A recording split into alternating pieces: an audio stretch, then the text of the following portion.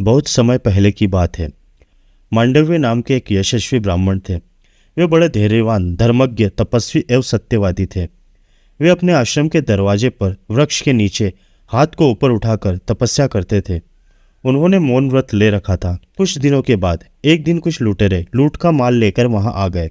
बहुत से सिपाही उनका पीछा कर रहे थे, इसीलिए उन्होंने मांडव्य के आश्रम में लूट का सारा धन रख दिया और वहीं छिप गए। सिपाहियों ने आकर मांडव्य मुनि से पूछा कि लुटेरे किधर से भागे, शीघ्र हमें बताइए, हम उनका पीछा कर रहे हैं। मांडव्य मुनि ने उनका कुछ भी उत्तर नहीं दिया, क्योंकि उन्होंने मौन व्रत ले रखा था। राजकर्मचारियों ने उनके आश्रम की तलाशी ली। आश्रम से धन और चोर दोनों मिल गए। सिपाहियों ने मांडव्य मुनि और लुटेरों को पकड़कर राजा के सामने उपस्थित किया। राजा ने सभी को शूली पर चढ़ाने का दंड दिया। एक शूल से भेदकर मांडव्य मुनि शूली पर चढ़ा दिए गए। बहुत दिन गुजर जाने पर बिना कुछ खाए पिए वे शूली पर चढ़े रहे। उनकी मृत्यु नहीं हुई। उन्होंने अपने प्राण नहीं छोड़े।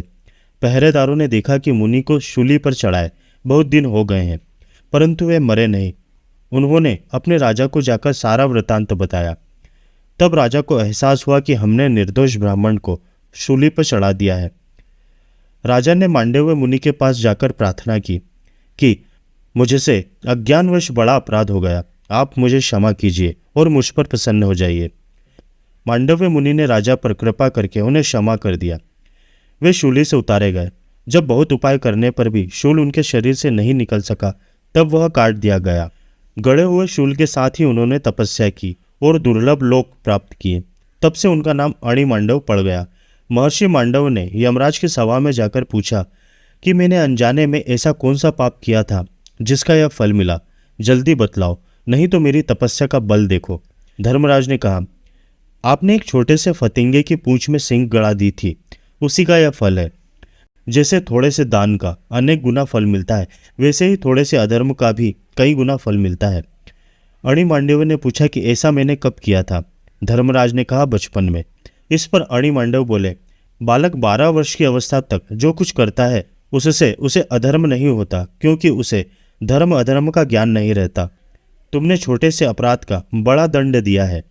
तुम्हें मालूम होना चाहिए कि समस्त प्राणियों की अपेक्षा ब्राह्मण का वध बड़ा है, इसलिए तुम्हें शूद्र योनि में जन्म लेकर मनुष्य बनना पड़ेगा। आज से मैं संसार में कर्मफल की मर्यादा स्थापित करता हूँ।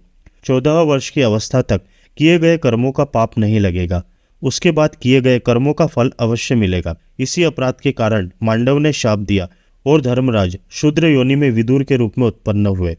वे धर्मशास्त्र और अर्थशास्त्र में बड़े निपुण थे।